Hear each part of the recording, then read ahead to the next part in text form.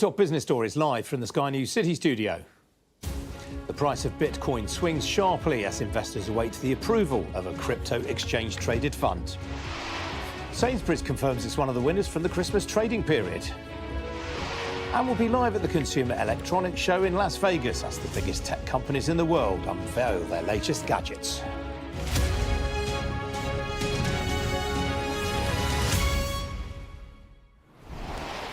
Good afternoon. This is Business Live with me, Ian King. The Securities and Exchange Commission, the main US financial regulator, was last night forced to delete a post on the social media platform X after it sparked a surge in the price of Bitcoin. The post claimed the SEC had approved exchange-traded funds. Those are baskets of investments holding Bitcoin for the first time in the United States. It briefly sent Bitcoin higher before the SEC chair, Gary Gensler, took to X to say that approval had not been granted. Well, shortly afterwards, the SEC said that its account had been hacked. Well, the SEC's final deadline to approve or reject at least one of the 11 applications for such funds is today, with the cryptocurrency industry hanging on its decision. Well, joining me now to talk about this from St. Moritz is CNBC's senior technology correspondent, Arjun Kapal. Arjun, good to see you this evening. So who do we think was behind this hack? Well, it seems, according to X, which put out a statement very shortly after the hack, that they said that an individual obtained the phone number associated with the X account of the SEC, and that's how the account was able to be compromised. They also mentioned that SEC didn't have what's called two-factor authentication. That's when you log in with your username and password, and there's a second way to authenticate you. That could be a text message, that could be an authentication app. Apparently, the SEC did not have that on as well, and that was apparently what was behind the compromise. The SEC said that there was unauthorized access by an unknown party. They're still investigating, and they said they're working with law enforcement to figure out who was behind the hack at this point, Ian. So what do you think happens next? I mean, the industry seems to be assuming the SEC is going to approve these ETFs. What do you reckon? Well, I'm at a crypto finance conference here in St. Moritz, and the participants I've been speaking to on the ground here through the day have said they still very much expect the SEC to approve an ETF, not just one, but potentially a few applications. There are a number of applications in from major players, the likes of BlackRock, one of the biggest asset managers in the world, as well as the likes of ARK Invest, which is run by Cathie Wood. So they're expecting quite a slew of these to come through as well. So they haven't really been put off by what's been happened by this hack. One possible outcome is we are expecting some decisions today, but there may be a delay as a result potentially of this hack, but they're still expecting at some point in the very, very near future these ETFs to be approved. If for some reason the SEC does not give approval, would you expect to see crypto values selling off? This could be disastrous, Ian. Last year, there was a more than 150% rally in Bitcoin. A lot of that was very much underpinned by the excitement around the ETF. And the reason is, if an ETF comes to market, it means investors can buy Bitcoin without actually having to go on an exchange and buy Bitcoin. Effectively, what they're buying is a wrapper product that tracks the price of Bitcoin. Now, the theory is this could bring in a bunch of big institutional investors, traditional finance people who wouldn't want to touch Bitcoin otherwise. And the idea is this would bring in a lot of money, billions and billions of dollars into Bitcoin, which would eventually raise the prices even higher than they are now. Many are calling for even potentially $100,000 level on Bitcoin this year. And so if this doesn't materialize, if the SEC rejects these applications for any reason, this could derail that 150% rise we saw on Bitcoin and drag other cryptocurrencies down with it too. Great reporting, Arjun. I know you've been at it since very early this morning, so I'll let you go now. Thanks very much indeed. Cheers. Now, Sainsbury's has, as expected, today been confirmed as one of the winners from the Christmas trading period. Well, the UK's second largest supermarket said that during the 16 weeks to last Saturday, its total retail sales were up 6.5% on the same period a year earlier and up some 7.4% on a like-for-like basis. That's the measure that strips out the impact of new store openings. But that was all down largely to higher grocery sales and, in particular, consumers trading up to its premium Taste the Difference range. General merchandise sales, which includes Argos, were down by 0.9% during the period and were off 4.2% during the 6 weeks to last Saturday. Sainsbury's shares have fallen by some 6.5% nearly this afternoon.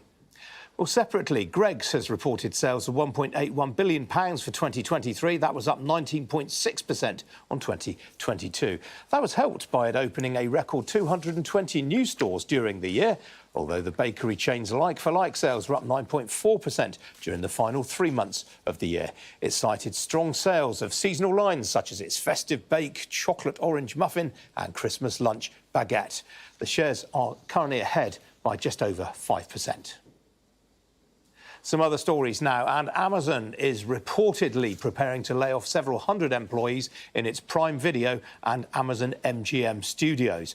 Reuters says the company will inform affected employees in the United States today and most other regions by the end of the week. It reported on an internal memo from Mike Hopkins, Senior Vice President of Prime Video and Amazon MGM Studios, as saying, "We've identified opportunities to reduce or discontinue investments in certain areas while increasing our investment and focus on content and product initiatives that deliver the most impact." Well, the move follows cost-cutting by a number of entertainment giants and streaming platforms. The entertainment industry in Hollywood lost 17% of its workers during last year's writers' and actors' strikes.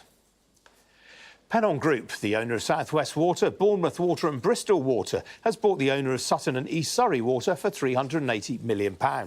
Pennon, which provides water and wastewater services to 3.5 million households in the West Country, gains another three-quarters of a million customers as a result of the deal, which is part funding by a £180 million sale of new shares. Well, Sutton and East Surrey Water was previously owned by the Japanese investors Sumitomo Corporation and Osaka Gas, which acquired it in 2013. Pennon shares off 1% on that news. And Hewlett-Packard Enterprise is buying the telecoms equipment supplier Juniper Networks for $14 billion. Hewlett-Packard Enterprise said the acquisition would boost its growth in the networking business and take advantage of the booming demand for artificial intelligence solutions. Well, shares of Juniper have fallen by more than a third over the last 2 years, reflecting weaker demand from customers in the telecoms and cable industry and tougher competition in the networking space. Now, the great and good of the tech world are gathering in Las Vegas this week for the annual Consumer Electronics Show. In a moment, we'll be hearing from L'Oreal. But first, the UK-listed company Seeing Machines, the driver monitoring technology specialist, has been showcasing the latest version of its system called Guardian Generation 3. Well, joining me now live from Las Vegas is Nick DeFiore, the Senior Vice President and General Manager at Seeing Machines. Nick, good to see you today. What are the key new features? Thanks for having me. And yeah, we're continuing to see CES be more focused on technologies like ours, with cars and trucks becoming more intelligent and connected. And yeah, our Guardian Gen 3 launch is a pretty exciting event for us. It's a really improved version of our technology focused on commercial transportation safety, and it's essentially more compact. It's easier to install, has a reduced per unit cost, and most importantly targets new European general safety regulations that are oriented towards drowsiness. It's a requirement to have drowsiness detection and warning on all new vehicles, cars, trucks, buses, by July of 2024, and a new distraction regulation will be coming in 2026. And yeah, our new Guardian product has been independently tested and certified to meet those requirements. How rapidly do you expect to roll this out? It won't be until July, I'm guessing, from what you've just said. Yeah, we're expecting to roll out in the next quarter. Yeah, so sometime in the May-June timeframe. And what's the order book looking like, Nick? It's looking strong already. We've confirmed three OEM orders, which is pretty exciting for us because traditionally we've been an aftermarket business with our Guardian product, and OEMs now, which are under pressure due to GSR, to find solutions quickly, are looking at us now as a factory fit style opportunity. And we think the first three OEMs, which I'm not permitted to name at this point, are just the beginning for the product for us. Okay, I mean, you're in 54,000 vehicles, I think, just now. What sort of numbers are you targeting for the whole of this year?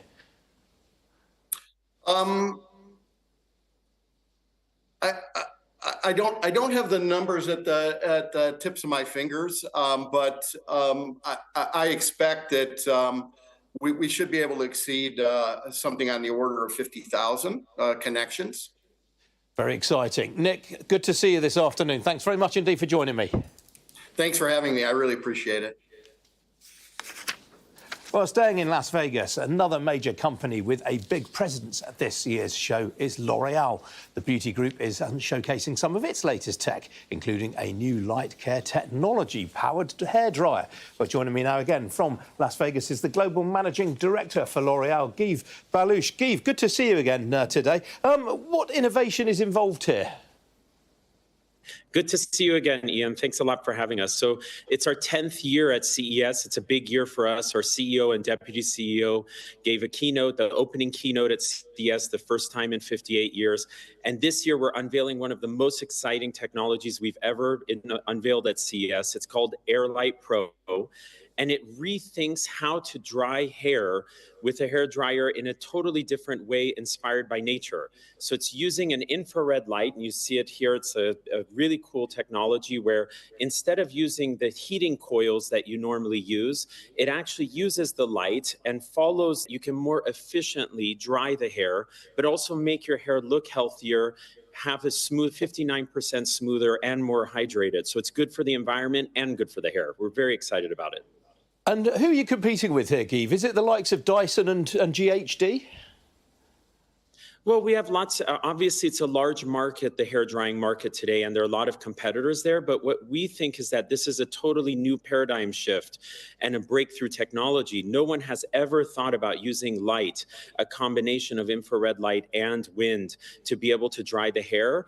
And so for us, that's really our approach when it comes to beauty tech. We want to focus on building the best hair dryer on the market that also benefits the environment and uses breakthrough technology to do it. So we're definitely in a very exciting and dynamic market when it comes to hair tools, but we think we're offering something incredibly unique and different. The technology sounds absolutely fascinating. How long has this taken to devise?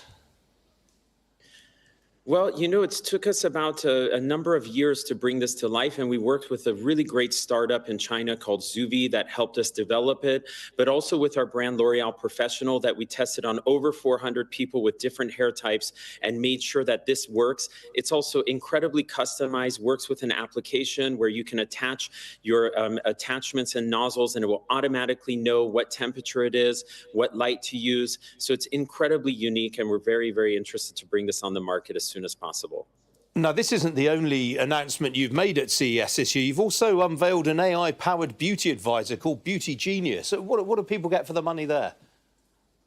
Well, you know, today there's an ocean of choices for our consumers, and they're expecting services to help guide them to the right ones, especially when we see the, difference in every individual. Our beauty for each approach when it comes to technology is to guide them to those choices. So Beauty Genius is an example, trained on over 150,000 annotated images where people can actually get a diagnostic within seconds and understand based on their skin type and on their beauty routine, what is the right product for them in those ocean of choices. So we're very excited to be able to also bring digital services as well as these kinds of gadgets that allow us to bring digital and physical together.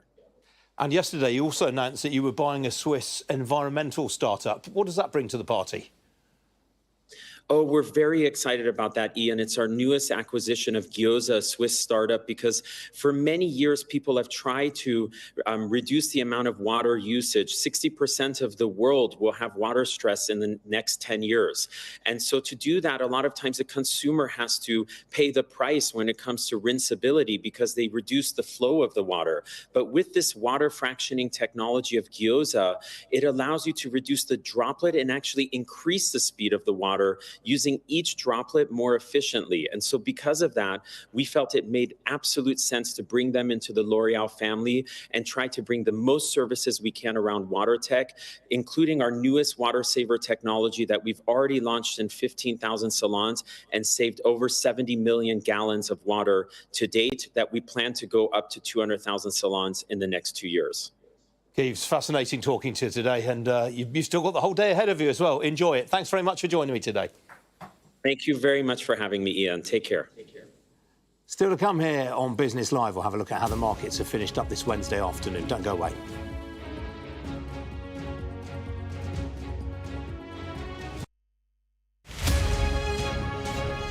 I'm Martha Kellner, and I'm Sky's US correspondent based here in Los Angeles.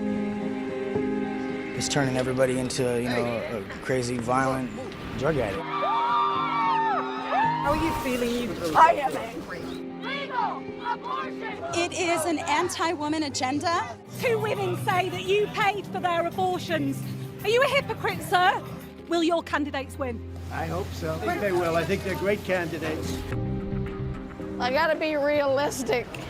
My sister's dead. More than 4 weeks on, there's no murder weapon and no suspect. Are you going to catch this killer? We are doing everything we can. Ghislaine Maxwell has pleaded not guilty to all 6 charges against her. Mum, how are you feeling today? Jeffrey said, you answer to Ghislaine, you just don't cross her. They're so excited. Severe nightmares of these people coming in and just taking me in the middle of the night. I've watched as whole towns were torn apart by natural disaster. I'm alive and I'm thankful for that, but there are a lot of people who aren't. It's not the winds people fear most here, it's the water. We take you to the heart of the stories which shape our world. Do you truly believe what you're saying? A lot of cases that I know are reported from Ukrainian missiles themselves. Ambassador, with respect, I think that's preposterous.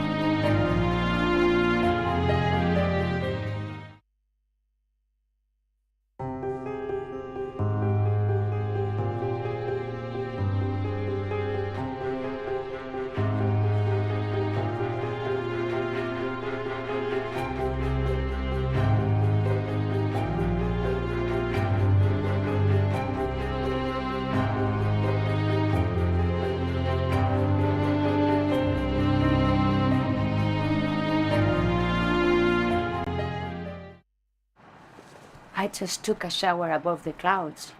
You know why? Because this is the Emirates A380.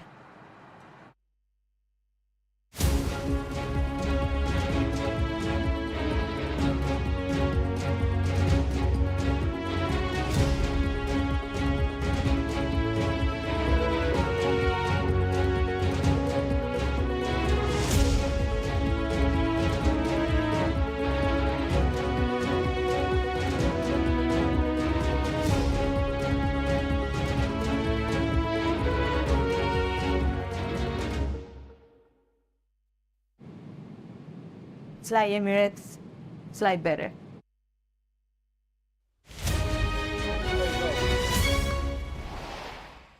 Well, equity markets have been mixed this afternoon in Europe. Here they've finished in continental Europe, the CAC 40 rather letting the side down, more or less unchanged, right, looking across the piece there. Talking points this afternoon include Campari, which is off 6% in Milan after it completed a €1.2 billion issue of shares and bonds to fund its takeover of the French cognac house Courvoisier. Here in London, the FTSE 100 has also finished to the downside, off 0.2%. The oil and mining majors are again weighing on the index. In percentage terms, the biggest faller is Sainsbury's. I think the market was looking for an upgraded profit forecast today. It didn't get that. The shares finished off just over 6.25% lower. Another big faller today is the insurer Admiral. It's off 5.5% after the head of insurance, the Financial Conduct Authority, criticised one of the sector's products in a review with Insurance Post. To the upside, the house builders Barclay Group and Barratt Developments are both up solidly. That's on a trading update from their smaller rival Persimmon, the latter heading mid-cap gainers this afternoon. Their trading update today reasonably well received, followed closely by Greggs, also up some 5%, as was Persimmon. Elsewhere to the downside, Direct Line and Hiscox off for similar reasons to Admiral. Look at that, Direct Line off 7.5% nearly. Over on Wall Street, the S&P 500 and the Nasdaq have each hit their highest levels for 2 weeks, led by the tech megacaps. Stock that we've been talking about a lot over the last 48 hours, Boeing, that's rallied by just over 1.25% this afternoon, having fallen by more than 9% in 2 days. In fact, over the last 5 days, it's off some 14%. Over on the foreign exchange markets, well, sterling has had a day in the sun against the dollar. It's marginally higher there. All eyes, of course, on the US inflation figures tomorrow. Sterling off nearly 1/6% against the euro. The single currency up nearly 1/5% against the dollar. As for the oil price, well, that has been trading in a narrow range all day today. A barrel of Brent crude will currently set you back $77.40 a barrel. That's off 0.25% on the session. Well, joining me this afternoon is Laura Fole, Portfolio Manager at Janus Henderson Investors. Laura, good to see you this afternoon. Sainsbury's, bit of a surprise, really. I mean, everyone thought they'd had a wondrous Christmas, and yet people won't understand why the stock's fallen so much. I think you summarised it really well. I think there was an element of travelling and arriving. And what I mean by that is last time they reported, they upgraded their profit expectations. This time they came out and said those expectations are unchanged. The shares had performed very well into it and over the course of last year. So I think there was an element of slight disappointment that we didn't get another earnings upgrade. There was also a bit of weakness around the general merchandise division, which is more, so this is the old Argos, if people remember Argos. This is more exposed to the whims of discretionary consumer spending, and there was less spending on bigger ticket items like furniture. Would you be worried about that, seeing that going into Christmas? I think we're back in a period of real wage growth now for the consumer, so hopefully we're coming to the end of that period of real pressure on big ticket items. Think the likes of furniture, particularly any spending on the home has been under real pressure, along with the wider housing market. Hopefully we're coming to the end of that period of pressure. So for me, it's not a big surprise to see things like Argos. We've seen similarly weak trading from some sector peers today. So from the perspective of looking at Sainsbury's, it doesn't particularly worry me. OK, I mean, yeah, one of those that you mentioned was Marks Electrical, which just updated the market as well. Exactly. So Marks Electrical is a smaller electrical retailer. It's listed here in London.